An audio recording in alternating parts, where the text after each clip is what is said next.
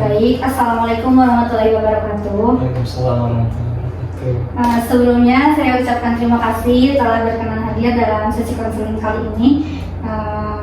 Sebelumnya bagaimana nih kabarnya hari ini? Alhamdulillah baik. Apakah ada kesibukan kuliah atau apa untuk hari ini? Untuk hari ini paling nanti setelah ini ada kuliah. Jadi setelah melaksanakan sesi konseling ini itu ada kuliah. Iya. Tadi perjalanannya dari rumah lancar? Lancar, alhamdulillah. Mungkin perkenalkan diri terlebih dahulu ya. Nama saya Jihan Putri Oktavia dari Prodi Bimbingan dan Konseling Angkatan 22. Boleh memperkenalkan diri? Ya, nama saya Firman Maulana dari Prodi Teknik Lingkungan Angkatan 22 tadi. Ya. Sebelumnya gimana nih perasaannya ketika ngikutin sesi konseling kali ini? Sebenarnya bingung gitu, soalnya nggak tahu gitu gimana konseling itu kayak gimana sih, jadi ya belum tahu gitu karena ini konseling pertama dan ya mungkin cukup apa ya, jadi yang bingung gitu gimana, belum tahu kan gitu. Ya, jadi itu merasakan bingung gitu ya karena mungkin pertama kali melaksanakan sesi konseling. Nah sebelumnya apa sih yang tahu tentang konseling? Ya mungkin konseling yang saya tahu secara sepintas mungkinnya dari konseling itu ya, pasti berhubungan dengan konsultasi gitu kan, ngobrol, berbicara, lebih ke curhat gitu kan, apa permasalahan yang ada di kita, nanti kita bicarakan supaya nanti siapa tahu nanti ada jalan keluarnya, ataupun mungkin bagi saya sendiri merasa terbantu gitu karena mungkin lebih apa ya, lebih plong gitu nantinya ke depannya. Jadi yang aku ketahui tentang konseling itu lebih membantu mungkin ya, untuk keluar dari permasalahan tersebut gitu ya. Nah sebelumnya saya izin mencatat sama merekam, mungkin apakah diperbolehkan? Ya boleh. Nah mencatat permasalahan-permasalahan yang sedang hadapi, sama video juga untuk memenuhi tugas praktikum konseling di semester ini gitu ya. Nah sebelumnya saya juga izin untuk memberikan mungkin sedikit ya tentang gimana sih konseling, terus ada apa aja gitu. Dalam konseling itu ada 3 asas ya. Yang pertama ada asas kerahasiaan, asas keterbukaan, sama asas sukarela. Dimana asas kerahasiaan itu jadi apapun yang diceritakan oleh AA kepada saya tidak akan diketahui oleh orang lain gitu Pak. Kamu boleh tahu siapa aja sih yang boleh tahu permasalahan ini? Ya sebenarnya siapa aja boleh, cuman untuk privacy gitu mungkin hanya untuk tetehnya saja gitu. Jadi yang boleh mengetahui permasalahan itu cukup saya aja mungkin ya. Nah untuk nanti juga di laporannya juga insya Allah aman gitu ya, karena emang namanya juga nama samaran. Nah yang kedua itu ada asas keterbukaan, jadi dimana itu bisa bebas bercerita gitu ya mengenai hal apapun itu, karena kan tadi juga udah dijelaskan ya ada asas privasinya gitu ya, jadi aman gitu. Nah yang ketiga itu ada asas sukarela. Kalau boleh tahu dari mana sih tahu tentang konseling gitu? Kalau tahu tentang konseling itu ada teman yang ngasih informasi gitu, kebetulan ya saya tertarik juga gitu, jadi mau mencoba lah gitu. Jadi dari teman. Ya. Sebelumnya saya sudah membaca intake inform yang telah isi. Di sini mungkin saya akan bertanya beberapa hal. Di sini itu menyukai warna hitam krem abu. Kalau boleh tahu kenapa gitu menyukai warna-warna ini? Karena menurut saya lebih fleksibel aja gitu. Kalau kayak apa ya, lebih cocok aja sama warna lain juga cocok gitu kalau warna-warna itu, jadi nggak apa ya, lebih simpel aja gitu. Jadi menyukai warna-warna ini itu karena kayak fleksibel gitu ya. Nah, ada juga tempat yang sukai ya, ada gunung, danau sama hutan. Kalau boleh tahu kenapa suka ke gunung? Suka ke gunung mungkin karena dulu awalnya tuh karena emang di kampung gitu kan, jadi lebih senang jalan-jalannya tuh ke hutan, ke gunung. Jadi kalau ada masalah ataupun ada apapun tuh jadi kayak lebih nenangin dirinya tuh ke hutan ataupun ke gunung gitu, ataupun ke danau juga. Jadi kayak lebih enak aja gitu, suasana alam tuh jadi membuat kita tuh lebih tenang, rileks gitu, santai. Jadi kenapa menyukai ke gunung, hutan ataupun danau itu karena emang ngerasa rileks mungkin ya ketika ada di alam. Nah, di sini juga ada hobi yang ditekuni, ada mendaki, jalan-jalan, dan menulis. Kenapa gitu menyukai hobi ini? Kalau jalan-jalan ya mungkin buat bikin kita tuh jadi kayak explore ke banyak tempat gitu, buat banyak hal-hal baru, banyak budaya baru gitu di tempat lain, banyak juga yang bisa dipelajari gitu. Kemudian dari perjalanan-perjalanan tersebut saya mencoba mengabadikannya dalam tulisan gitu, selain dalam bentuk dokumentasi seperti foto ataupun video gitu. Karena menurut saya kalau dalam menulis itu tuh kayak bisa lebih lebih sinematis gitu. Jadi membuat orang tuh membayangkannya tuh, imajinasinya tuh tergantung orang yang membacanya gitu. Jadi dari tulisan-tulisan itu tuh nanti bisa mengingatkan kita juga bahwa kita tuh pernah kesini loh, kita pernah kesana loh gitu. Jadi ya buat sebagai pengingat aja gitu. Jadi ketika kamu mendaki atau jalan-jalan itu suka menulis karena emang lebih mengungkapkannya itu kamu itu dalam menulis. Iya, seperti itu. Jadi langsung tergambar ketika berjalan-jalan atau apapun gitu. Jadi ada tulisannya dan untuk menjadi kenang-kenangan mungkin ya. Nah, di sini ada kehidupan yang membuat Anda larut nyaman dan damai itu, ada tidur, menyendiri, dan mendengarkan musik. Kenapa gitu? Kalau yang paling simpel itu tidur ya, karena kalau tidur tuh kayak enak aja gitu, kayak kita bisa jadi kayak waktu tuh bisa kita skip gitu dengan tidur tuh. Jadi kayak kalau udah males sama sesuatu ataupun capek gitu, ataupun berlarut-larut dalam sesuatu itu pasti ya udah tidur aja gitu. Kalau nggak tidur paling ya ngelamun gitu kan, duduk sendirian gitu. Terus kalau kalau dengerin musik tuh ya yang pasti semua orang pasti suka lah musik gitu kan, jadi lebih tenang, rileks gitu kan, lebih santai gitu. Gitu. Jadi ketika merasakan capek sudah jalan gitu ya seharian ataupun dari manapun, jadi lebih ke nyaman menyendiri, istirahat untuk menenangkannya. Seperti itu.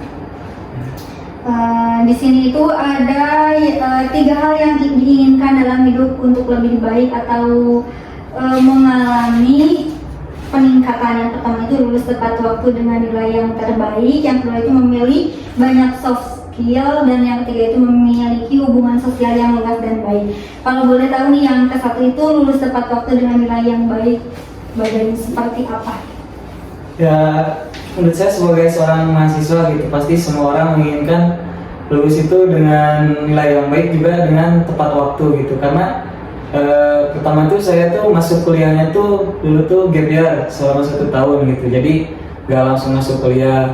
Jadi saya merasa bahwa saya tuh 1 tahun tertinggal gitu dari rekan-rekan seangkatan saya. Makanya kalau gak lulus tepat waktu, saya akan makin tertinggal gitu dari teman-teman seangkatan saya, seperti itu. Untuk hal lainnya mungkin pasti buat kebanggaan buat diri sendiri lah gitu, bisa ngelewatin step itu secara dengan baik gitu, sama dengan kita melakukannya dengan yang terbaik juga gitu. Jadi mungkin lulus tepat waktu ini itu menjadi tantangan tersendiri ya mungkin ya buat AA agar tidak tertinggal dari rekan-rekan AA yang langsung kuliah seperti itu. Yang kedua itu memiliki banyak soft skill seperti apa sih yang ingin AA miliki?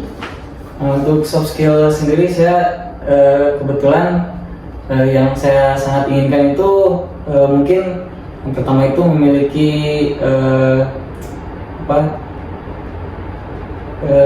keilmuan di bidang teknologi gitu, karena kebetulan saya sendiri di teknik gitu, jadi teknologi itu sangat penting gitu buat kedepannya, karena skill-skill seperti hal yang mendasar seperti Microsoft Word, Office, kemudian kalau di saya itu ada AutoCAD buat desain, kemudian ya software-software yang lainnya lah gitu bisa saya kuasai gitu. Semoga karena itu dapat menambah menambah nilai sendiri untuk saya ke depannya gitu, dan bisa membantu mungkin nantinya untuk di bidang pekerjaan yang akan saya lakukan gitu. Jadi memiliki banyak soft skill itu khususnya mungkinnya dalam hal teknologi, karena ingin menjadi pembeda mungkinnya dari orang lain, karena untuk kedepannya juga khususnya dalam bekerja gitu ya. Apakah ada yang lain lagi mengenai soft skill? Kalau mengenai soft skill mungkin yang lainnya ya mungkin cukup lah. Ya. Nah, ketika ini memiliki hubungan sosial yang luas dan baik, bagaimana? Ya kebetulan saya ini kan orangnya kayak kalau akrab sama orang tuh bisa dibilang cukup mudah gitu kalau untuk akrab sama orang-orang, karena bagi saya mengenal orang lain itu tidak buruk gitu, jadi baik lah gitu buat memperluas sosial yang saya miliki gitu. Jadi untuk nantinya itu bisa mungkin membantu untuk kita, karena nanti siapa tahu kalau kita kenal sama seseorang itu, dia tuh orang misalkan orang Jawa, sementara kita kan di Jawa Barat gitu, dia di Jawa Tengah misalkan, atau di Jawa Timur, di daerah lain lah gitu. Jadi ketika kita mau ke sana tuh kita tuh ada teman yang bisa ngebantuin kita, siapa tahu nanti kita di sana tuh ada kendala gitu. Kemudian kita juga bisa silaturahmi ke rumahnya. Kemudian nantinya mungkin untuk kedepannya tuh bisa membantu kita juga kalau misalkan buat cari kerja, buat hal-hal lainnya gitu. Jadi ya mempermudah kita juga gitu. Jadi memiliki hubungan sosial yang baik yang luas itu sama seperti relasi mungkin ya. Mungkin relasinya itu tidak hanya di tasik-tasik aja gitu. Maksudnya kan cowok mah emang suka kemana gitu kan. Kalau boleh tahu, kan pertama yang mengikuti sesi konseling. Nah, kenapa sih Anda membutuhkan sesi konseling? Mungkin menyambung dari yang tadi gitu. Saya tuh cukup mudah untuk akrab sama orang lain gitu. Tapi untuk terbuka terkait hal-hal tertentu itu sangat sulit gitu, apalagi hal-hal yang privacy dan sangat hal-hal yang lebih ke diri sendiri gitu, permasalahan di diri kita sendiri itu saya tuh sulit gitu terbuka untuk orang lain, terutama buat orang-orang yang mungkin baru saya kenal gitu. Jadi bahkan teman-teman saya pun cuman beberapa gitu yang bisa buat cerita gitu. Jadi ya saya membutuhkan konseling itu supaya bisa lebih terbuka aja, supaya gimana sih bisa terbuka kepada orang lain gitu terkait hal-hal yang ataupun permasalahan yang sedang kita hadapi. Jadi mungkin membutuhkan sesi konseling, dan tujuan tujuan dari sesi konseling itu lebih ingin terbuka mungkin ya, karena emang untuk cerita juga emang pasti kita juga ke orang-orang yang tertentu lah ya, nggak sembarangan, apalagi privasi gitu kan. Kalau boleh tahu nih, punya teman yang dekat terus emang udah dipercaya itu berapa orang? Kalau teman dekat ada, untuk cerita-cerita hal itu tuh mungkin ada 2 orang itu pun sebenarnya dekat-dekat tuh baru pas kuliah, dekat-dekatnya tuh pas kuliah, cuman mereka tuh kayak enak aja kalau diajak ngobrol gitu, kayak kalau misalkan ngobrolin hal-hal tentang keluarga ataupun permasalahan apapun itu, jadi semuanya tuh responnya tuh baik gitu. Tapi kadang juga kalau misalkan kita lagi ada masalah yang berat gitu, mereka tuh kayak menghibur gitu kan. Kalau cowok apalagi pasti banyak yang dibecandain gitu kan. Itu tuh jadi kayak lebih enjoy aja gitu, lebih santai. Tapi kita tuh cerita ke mereka tuh terbuka gitu. Jadi Gitu. A itu untuk sekarang gitu ya, memiliki teman yang sudah dekat terus emang dipercaya itu 2 orang gitu ya, laki-laki. Jadi dalam sesi konseling kali ini tuh A itu ingin memiliki sifat terbuka mungkin ya ke orang lain. Apakah selain teman ada lagi saudara atau orang tua? Nah justru itu permasalahan utamanya gitu. Saya tuh gak bisa terbuka terkait permasalahan pribadi, terutama ke keluarga ataupun ke orang tua. Jadi gimana ya, rasanya tuh kayak canggung gitu loh, apalagi laki-laki gitu kan cerita sama orang tua, kayak apa ya canggung gitu, gak bisa gitu, sulit. Oh, jadi salah satu yang ingin didiskusikan juga yaitu emang tidak terbuka gitu ya ke orang tua gitu ya khususnya. Kalau boleh diceritakan seperti apa gitu relasi AA sama orang tua atau Sama orang tua tuh gimana ya, mungkin karena dari kecil tuh kayak cuman di rumah tuh kayak mungkin pulang sekolah langsung main ataupun ngaji gitu kan. Jadi waktu di rumah tuh kayak cuman malam doang gitu. Jadi itu pun nggak banyak ngobrol ataupun apa. Jadi kayak kedekatan secara emosionalnya dikurang. Sama mungkin pendidikan orang tua ke anak pertama tuh mungkin beda gitu, karena gimana ya, kalau saya melihat adik-adik saya tuh mereka tuh kayak lebih bisa gitu cerita sama orang tua, tapi kalau saya tuh kayak susah gitu. Walaupun itu dari kecil gitu, dari kecil tuh udah kayak gitu. Jadi canggung aja gitu. Terus pas SMP juga mungkin sama. Jadi karena di pesantren juga, jadi mungkin kedekatan sama orang tuanya kayak kurang gitu. Kayak gitu. kalau pas jadi mungkin yang dirasakan oleh A ini A itu merasa canggung mungkin ya dengan keadaan karena emang dekatnya juga mungkin dalam satu hari itu beberapa jam ya enggak full gitu ya, karena terus pas waktu SMP juga dikarenakan emang mondok jadi merasa canggung gitu ya karena ada kata anak pertama laki-laki mungkin ya. Nah, kalau boleh tahu nih kan tadi sempat disinggung ya, dalam pendidikan juga untuk anak pertama itu berbeda, bagaimana sih? Ya mungkin kalau yang saya rasakan gitu, kalau ke saya tuh kayak lebih apa ya, lebih mungkin karena orang tua saya tuh masih muda gitu kan, waktu saya masih sendiri gitu, jadi kayak harus kuat, kemudian ya gak boleh nangis ataupun apa gitu. Kalau waktu kecil kan kayak gitu pasti.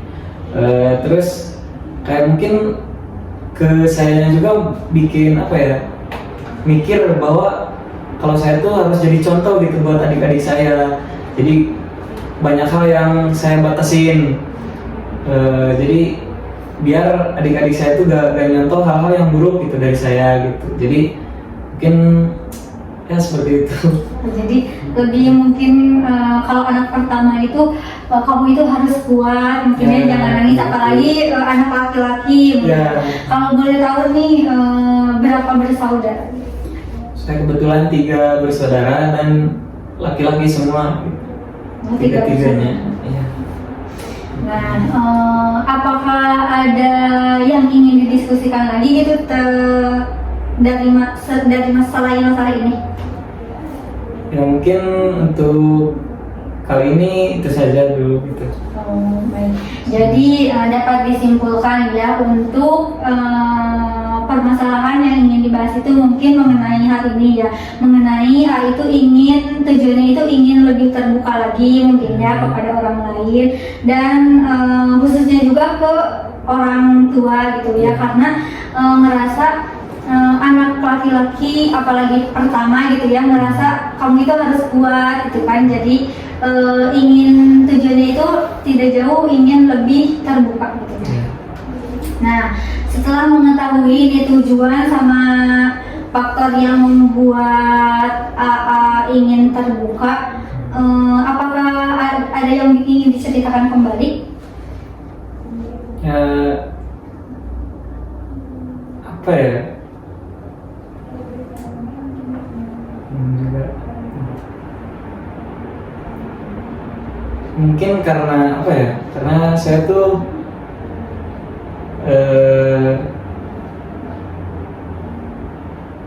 kayak bingung aja gitu kalau ketemu orang tua tuh kayak harus gimana gitu.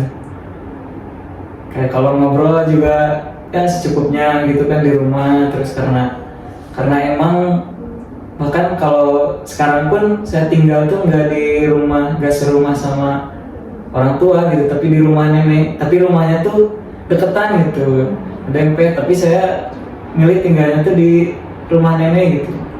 Nah kan tinggalnya kan di rumah nenek. Kalau dengan nenek gimana gitu? Dengan nenek ya nggak gimana-gimana, karena justru saya tuh menghindari apa ya, bukan menghindari, ya mungkin kesana gitu. Jadi karena gak mau banyak ngobrol ataupun apa gitu, kayak karena kan kita pulang kuliah ataupun pulang dari mana tuh kayak capek ataupun gimana, jadi kayak lebih ya udah ke rumah nenek, terus ya udah di sana. Dulu kalau sama nenek jadi kayak jarang apa ya, namanya nenek-nenek lah gitu, jarang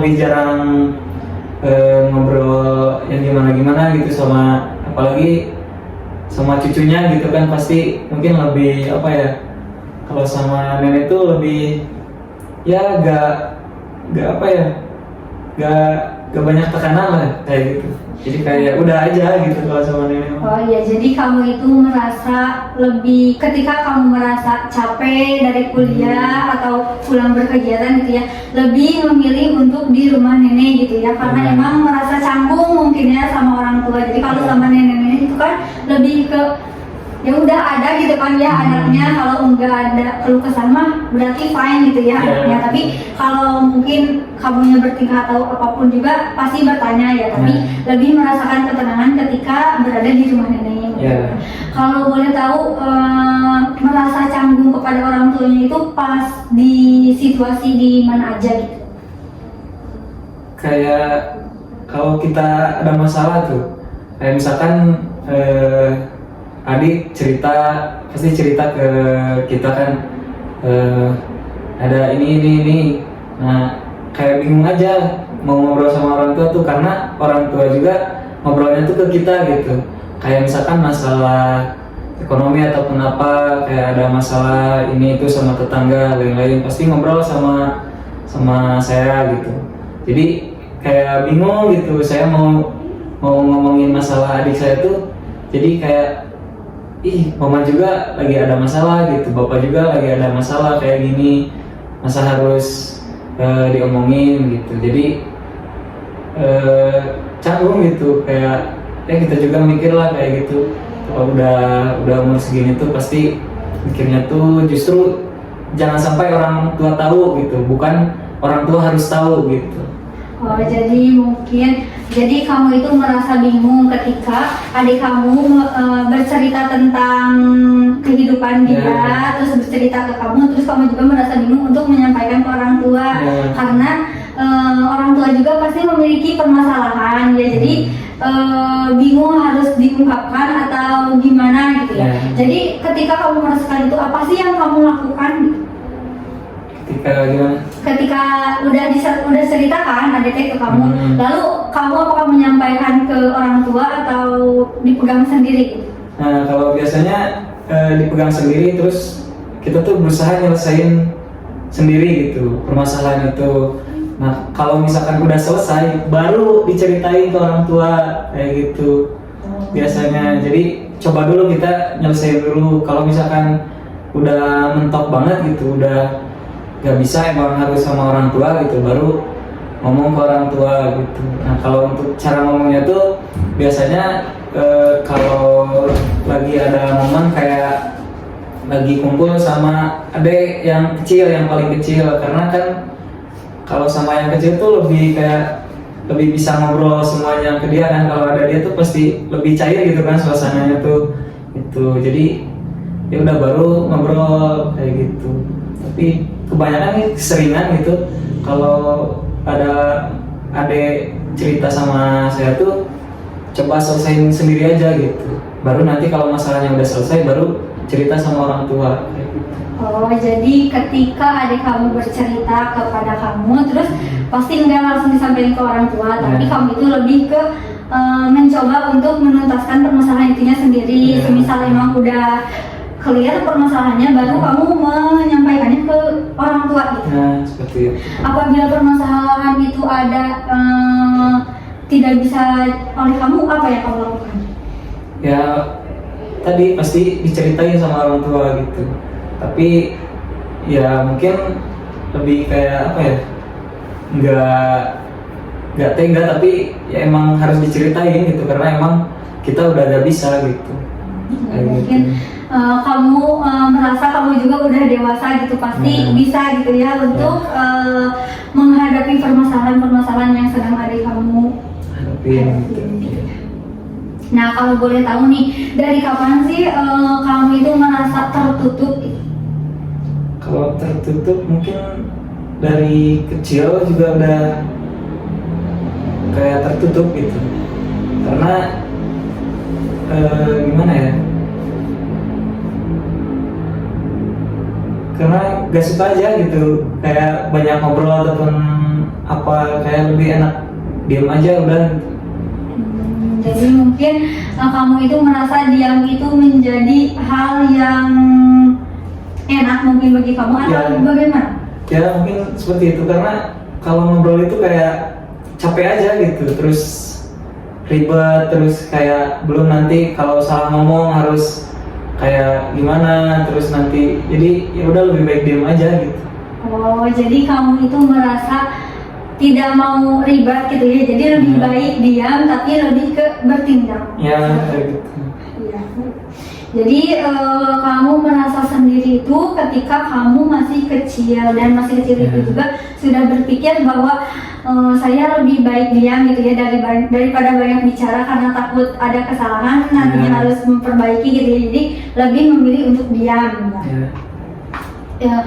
Lalu apa sih yang Anda rasakan ketika itu merasa tertutup gitu? Kalau yang saya rasakan ya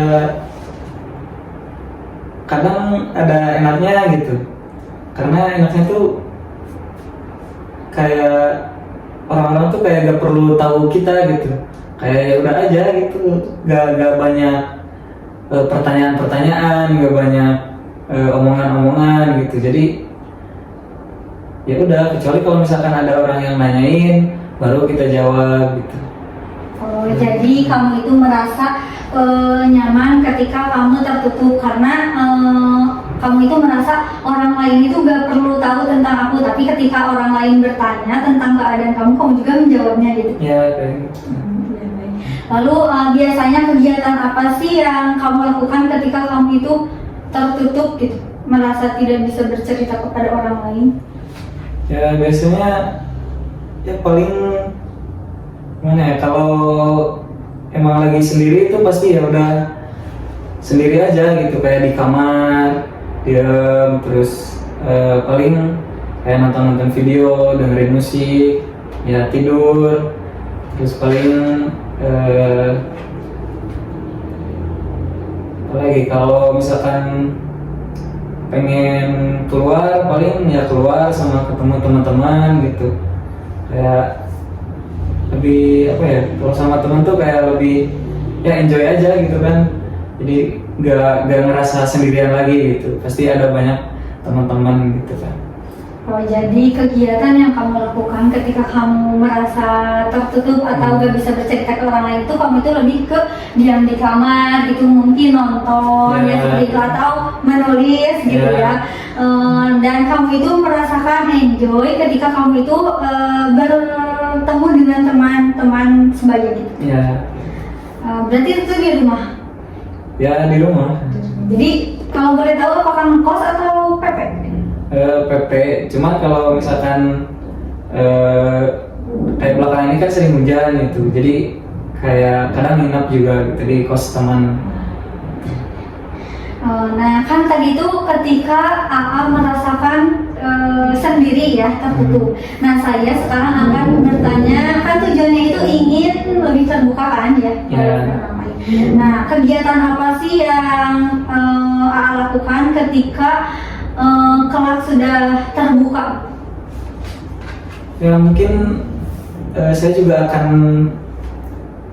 kalau saya sudah terbuka mungkin saya ya pertama ya akan mungkin lebih mudah bercerita gitu sama orang lain, sama juga mungkin nanti saya juga bisa membuat orang-orang yang tertutup kayak saya yang nggak mau cerita sama orang lain itu lebih bisa dan mau gitu buat bercerita masalahnya dia gitu, karena yang saya rasakan kalau permasalahan dipendam sendiri itu kayak berat gitu.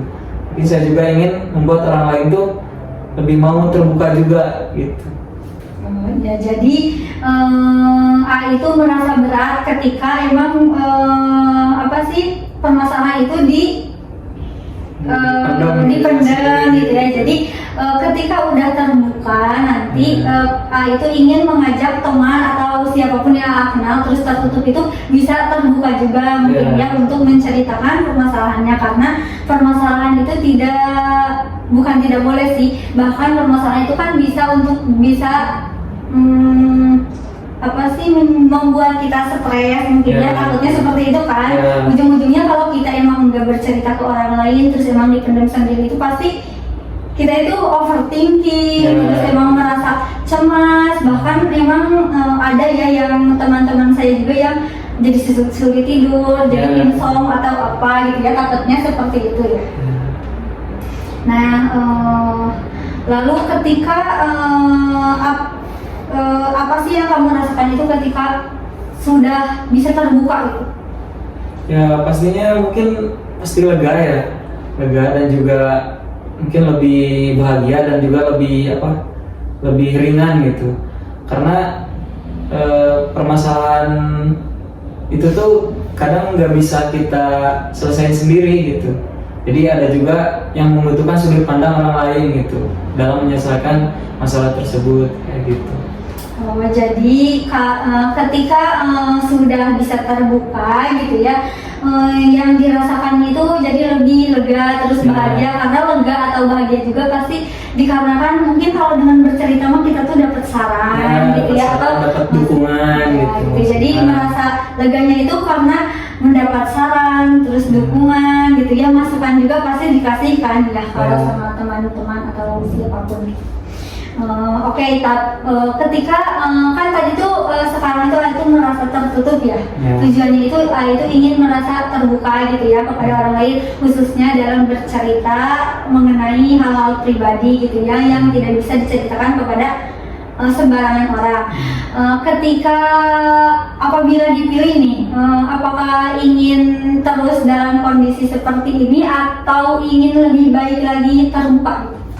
Ya yang pastinya ingin lebih baik lagi gitu, ingin bisa jadi lebih terbuka gitu, terutama kepada orang-orang terdekat gitu, seperti keluarga, teman-teman dekat gitu.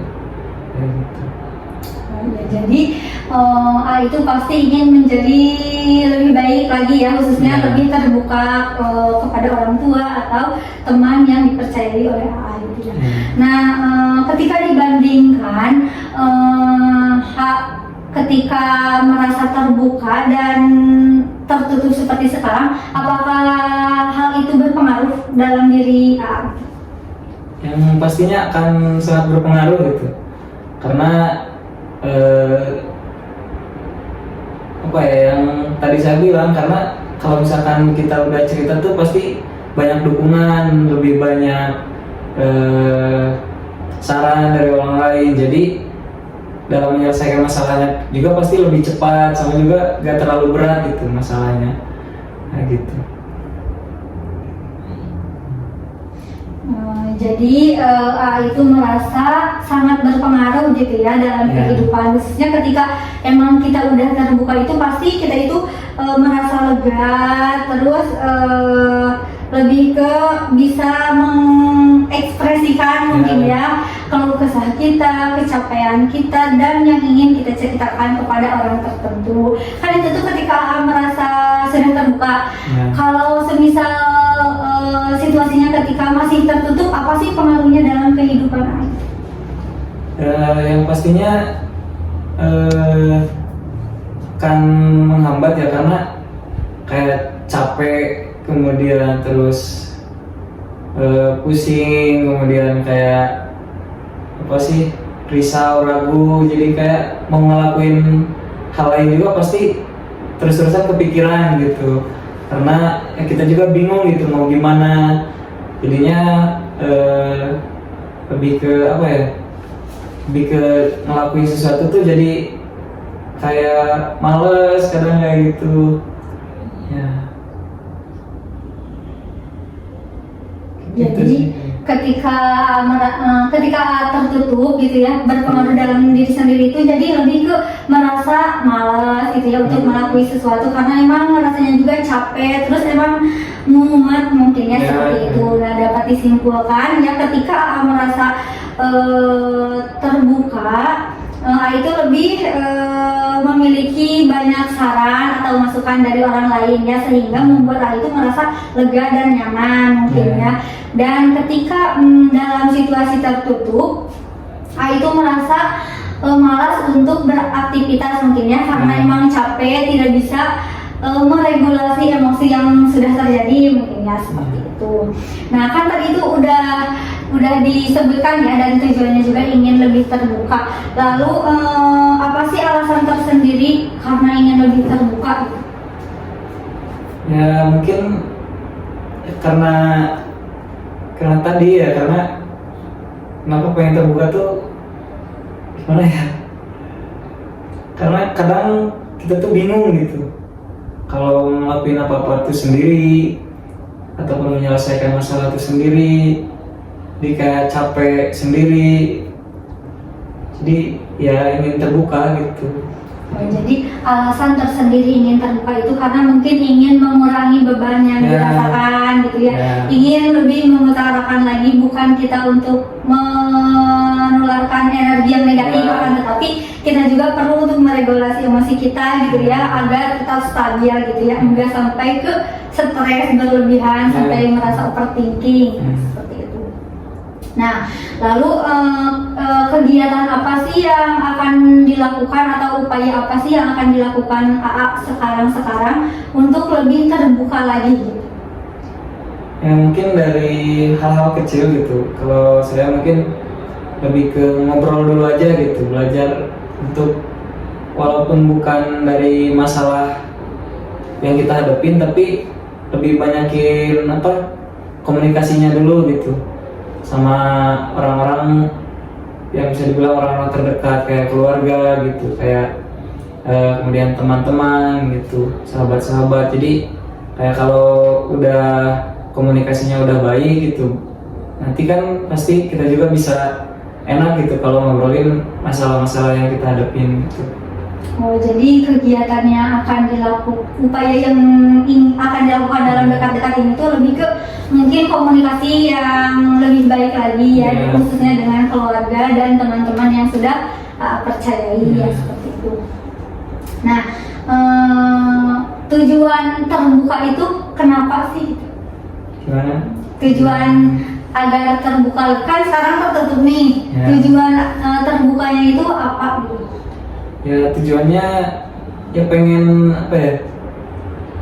pengen lebih enjoy aja sih ya, jadi kayak kalau mendapatkan dukungan dari orang lain tuh kayak kita tuh menganggap bahwa masalah yang kita hadapin tuh lebih ringan gitu, karena mendapatkan dukungan dari orang lain ataupun sudut pandang dari orang lain gitu.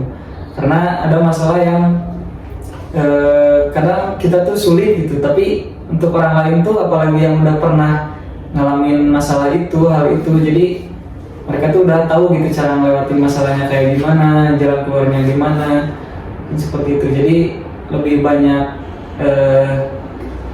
bertukar cerita. Ya, bertukar cerita, saran juga untuk kita gimana gitu. Jadi kenapa ingin lebih terbuka lagi? Karena ingin merasa enjoy, terus emang ada dukungan dan emang bisa bertukar, mungkinnya bertukar di sini tuh lebih ke kalau emang cerita ini, oh si ini tuh pernah merasakan hal itu, jadi mungkin ada beberapa jalan untuk lebih bisa keluar dari masalah tersebut mungkin ya. Terus dukungan dalam hal ketika kita emang dipendam sendiri itu merasa berat kan ya, jadi ketika kita bercerita kepada orang lain itu jadi ada yang ngerasa, ada yang nemenin gitu ya, meskipun hanya bercerita gitu. Nah, kan tadi itu disebutkan ya kegiatan yang ingin dilakukan itu berkomunikasi baik terlebih dahulu kan dengan orang lain. Nah, manfaat dari kegiatan berkomunikasi yang baik itu seperti apa itu? Ya, untuk manfaatnya ya pasti kita tuh bakal lebih lebih enak aja gitu kalau ngobrolin hal-hal masalah yang kita hadapin, karena emang kita sudah terbiasa gitu ngobrol sama orang itu, sudah emang udah dekat aja gitu. Jadi pengen komunikasinya tuh pengen terjalin baik dulu, pengen sering gitu kan, supaya nantinya pas kita ada suatu masalah tuh kalau kita terbuka, orang itu tuh nggak kaget gitu, karena emang udah biasa aja ngobrol sama kita, menjalin komunikasi sama kita. Oh, jadi kenapa ingin melakukan komunikasi yang lebih baik itu lebih ke kita itu beradaptasi mungkin ya. Jadi kamu itu ingin beradaptasi terlebih dahulu dengan orang yang mungkin nantinya menjadi orang kepercayaan kita, apakah orang itu cocok atau enggak gitu ya, untuk memastikan hal itu. Takutnya kan untuk sekarang itu takut diobrolin lagi ke teman, pasti siapa orang juga memiliki ketakutan seperti itu ya ketika kita belum merasa serak atau percaya gitu ya kepada teman itu. Nah, mungkin dapat disimpulkan juga ya tadi ketika kita udah membahas mengenai keadaan ketika merasa tertutup, susah bercerita kepada orang tua khususnya dan teman-teman yang percayai, dan ketika merasa sometimes itu terbuka kepada orang lain mungkin ya, sudah ditanyakan dari saya ke A gitu. Jadi dapat disimpulkan ketika AA merasa tertutup khususnya ke orang tua atau ke teman-teman dekat itu, jadi ingin lebih terbuka kepada khususnya orang tua dan teman-teman terdekat AA gitu ya. Nah, sekarang di sini saya ingin bertanya tentang skala gitu ya. Jika diskalakan dari 0 sampai 10, keadaan AA saat ini itu kalau 0 itu bukan buruk sih, lebih ke ya gitu kayak buruk, kalau 10 itu baik-baik saja, sangat baik kalau 10. Kalau diskalakan keadaan itu ada di skala berapa? Untuk sekarang mungkin di 5. Kenapa dia ada di skala 5? Ya karena mungkin sekarang kan udah kuliah juga udah mulai sibuk gitu, jadi kayak lebih banyak tanggung jawab ataupun kewajiban yang harus dijalani gitu. Jadi terus ya mungkin udah semester sibuk-sibuknya gitu kan, pertengahan menuju akhir UAS juga banyak praktikum, kemudian ya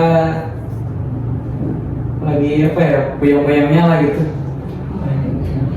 Nah, tadi kan untuk keadaan itu ada di skala 5 ya. Untuk membutuhkan sesi konseling ini itu ada di skala berapa? Kalau skala 0 sampai 10, kalau 1 itu ada di emang sangat membutuhkan, 10 itu biasa saja.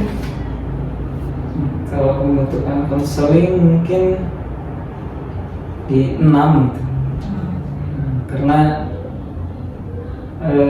ya tadi gitu, karena untuk sekarang ingin mencoba dulu gitu, apakah bisa ataupun tidak, ataupun gimana gitu. Jadi membutuhkan sesi konseling ini itu ada di skala 6 karena ingin mencoba mungkin ya, apakah bisa untuk lebih terbuka kepada orang lain atau tidak gitu ya. Memastikan diri A itu apakah bisa untuk terbuka atau tidaknya gitu. Nah, kalau skala harapan bisa mencapai di skala berapa gitu ya? Kalau sama dari skala 1 sampai 10, harapan kedepannya ada di skala berapa? Nah, harapan kedepannya yang pasti 10 ya, karena emang ya pengen pengen maksimal aja gitu. Nah, itu. Nah, jadi skala harapan yang mengikuti sesi konseling ini itu ada di skala 10 ya? Ya. Nah, mungkin untuk sebelumnya gimana nih perasaan setelah mengikuti sesi konseling yang pertama? Ya perasaannya ya alhamdulillah gitu, karena emang saya tuh susah buat bercerita gitu, jadi dengan adanya pertanyaan-pertanyaan itu jadi bisa mengarahkan juga apa sih yang sebenarnya mau saya ceritain gitu, karena emang buat cerita tuh yang bikin saya bingung gitu harus mulainya dari mana gitu. Terus dengan adanya pertanyaan-pertanyaan yang diajukan jadi bisa membantu gitu buat saya tuh mengingat hal-hal yang emang ingin dibicarakan kayak gitu. Oh, jadi mungkin perasaan yang sedang dialami, yang sudah dialami gitu ya selama sesi konseling itu lebih plong mungkin ya, karena biasanya itu kalau bercerita itu mungkin bingung ya harus dimulai dari mana, topiknya yang mana gitu ya. Kalau dengan sesi konseling ini tuh dapat membantu sedikit kebingungan tersebut gitu ya. Nah, lalu saya akan memberikan handuk.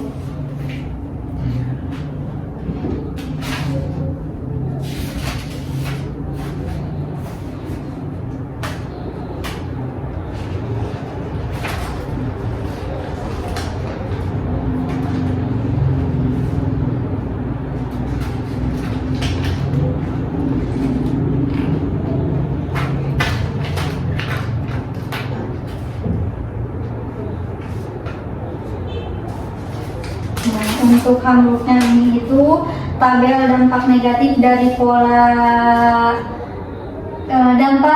negatif dari ketika merasa tertutup dan upayanya bagaimana, apa yang dilakukan ketika hal itu terjadi. Apakah mengerti? Ya.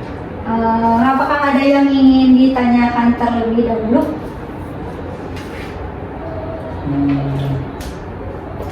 Cukup ya. Cukup. Nah, untuk PR-nya ini takutnya kurang paham gitu ya. Tabel dampak negatif itu sampai tabel dampak negatif ketika kamu tertutup gitu ya. Lalu upaya apa yang harus dilakukan untuk mengurangi perilaku tersebut? Mengerti? Ya. Apakah ada yang ingin ditanyakan terlebih dahulu? Ya, cukup. Mungkin sebelumnya saya ucapkan terima kasih gitu ya, karena sudah mempercayai saya untuk membantu AA dalam menghadapi permasalahan yang sedang AA hadapi gitu ya.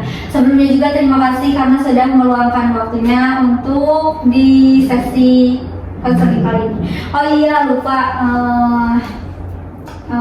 sesi konseling ini tuh berjalan sekitar 2, 3 atau sampai 4 sesi gitu ya untuk depannya. Nah, untuk jadwal selanjutnya mungkin bisa dibicarakan ya nanti menyesuaikan jadwal kuliah kita gitu ya. Mungkin dicukupkan sekian untuk sesi konseling kali ini. Mohon maaf apabila ada kesalahan atau ada kata yang kurang enak didengar. Dicukupkan sekian. Assalamualaikum warahmatullahi wabarakatuh. Assalamualaikum.